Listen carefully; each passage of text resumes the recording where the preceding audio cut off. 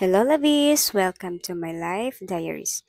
So for today's vlog, mag-adto ko sa Kidapawan City National High School kay mo-graduate na jud ako ang manghod na lalaki. So mo-graduate ni siya og senior. So next pasukan is naa na pud may college na paeskwelahon. Ayan. So kami sa akong duha ka ate, kami may nagapaskwela.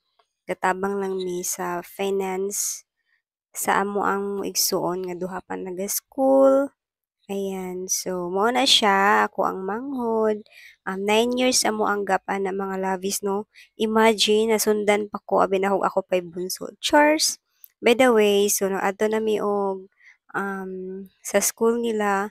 So naabot na mi sa ilahang room for the preparation na kay after ano ni ulan pa yun siya. Then nagstay pa mi og 1 hour sa room kay para hunong lang jud ang ulan tanawa guton nyo basa kay ang yuta. Nagmarcha ng mga lavis pero unfortunately wala akong nakamarcha kay nga naman naguba ang ako ang sandal. Akong manghod naguna na so ako kay nagpabilin lang ko dito sa Daplin kay gihulat na ko akong manghod na babae to the rescue. Wala na ako nakapaso nga kauban siya. But nagpaso ko nga ako lang isa pero nagsabay na lang ko sa mga naulahi. So mao lang to labis to ulaw kaayo katawanan. Ay di man yun siya ano as in ulaw kay wala man ko nagpaso nga nagtiniil. So gihulat man ako akong manghod. So, kana nga time nagdawat na sila sa ilang recognition ana kay mga graduates na jud sila. Mao na ako ang manghod labis no. Tangkad pa na siya sa ako So, once in a lifetime nang man makagraduate. So, amo din siyang gisuportahan. So, as a guardian, ako man yang guardian diya kay akong parents kay tiguwang naman pod mga senior citizen charot. Mga senior na so, ako ang nag represent as guardian. Imagine daghan kayo sila dira lavis 800 plus sila nga nag-graduate.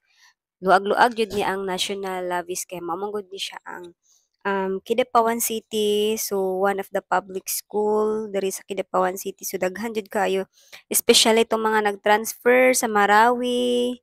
Katugod sila mga labis daghan kaayo at nanap yung mga nasagol diri So daghan nga nagadaghan kayo ang mga population sa high school diri sa Kidapawan City National High School.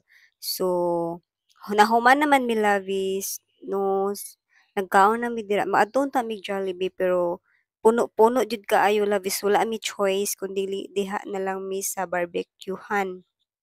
Nangaon so nabusog man pud ninuon sila, nabusog man pud mi. And yeah, thank you Lord for another day. Thank you Lord kay nag-graduate na jud akong mangod sa high school ug nanapay mo sunuday to amo ang babae. So, next year, 2 years from now. So, mao lang to labis. Thank you for watching. Bye!